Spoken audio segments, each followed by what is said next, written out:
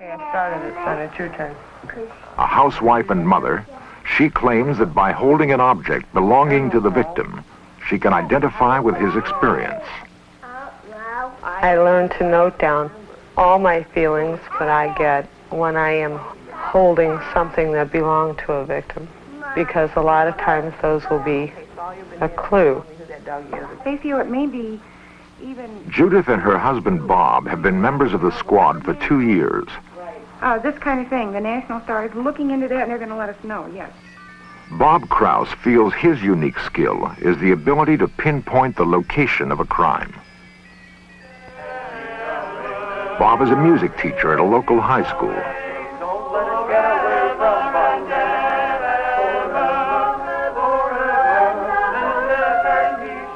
He says that he has learned how to overcome the barriers of time and space and actually project himself to the scene of a crime.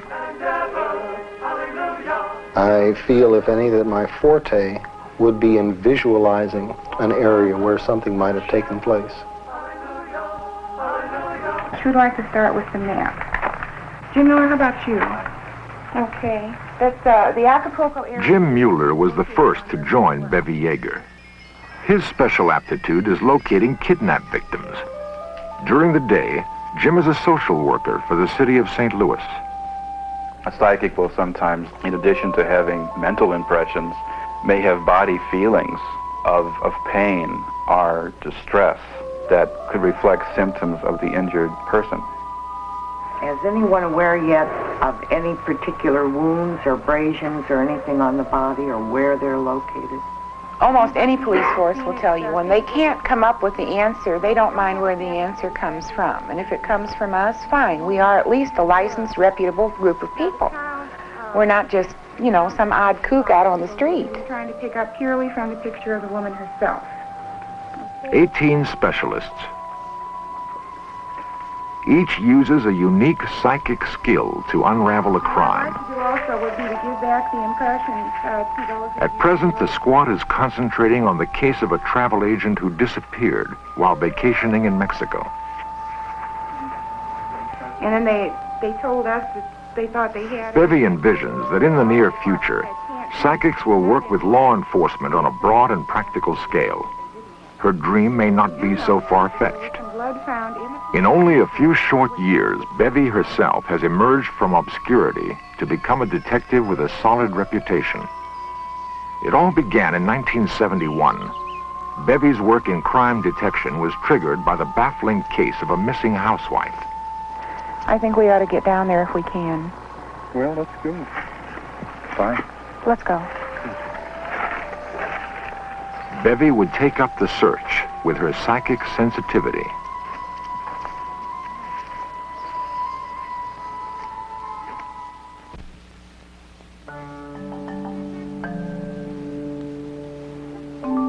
In 1971, the St. Louis police were baffled by the case of a missing woman named Sally Lucas. Known by her friends as a loving wife and devoted mother, she vanished from her comfortable suburban home without a trace. Every year, close to 80,000 people disappear, seemingly without motive.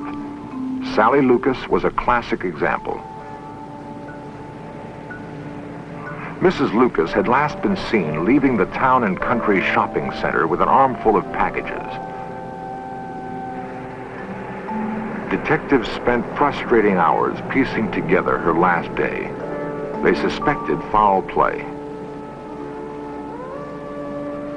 Police had scoured St. Louis but could find no clues to her whereabouts. 3 weeks from the day that Sally Lucas disappeared, Bevy Yeagers contacted the St. Louis Globe-Democrat, one of the city's leading newspapers. She had a hunch. Bill Fustel, the city editor, remembers her call well. So, police were at a dead end. There have been no evidence turned up.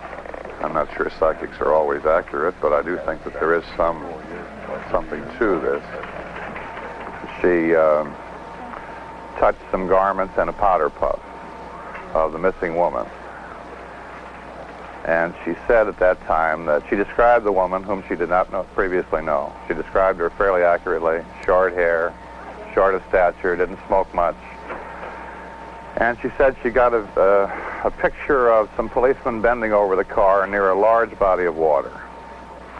The next day, Mrs. Lucas' car was found on the Gulf of Mexico.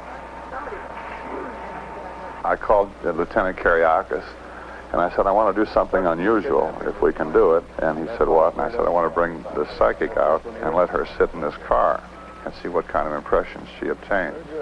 Lieutenant Kiriakis has been with the St. Louis Police for 18 years.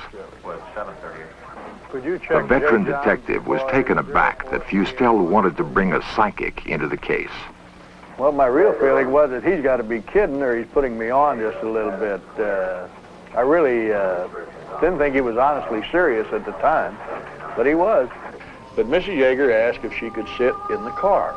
I kind of sat back and I thought, boy, this is really going to be something. I'll be surprised if anything comes out of this. Psychics claim to be able to receive vivid impressions through the sense of touch.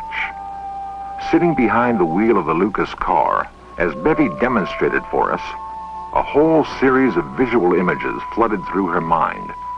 She appeared to be lost in a deep trance. She sat in the car with a pad and a pen for about 10 minutes, and she wrote down many things on that paper. And at one point, about 6 minutes into the time she was in the car, she got a terrible look of agony on her face, of pain. She began to sweat very heavily.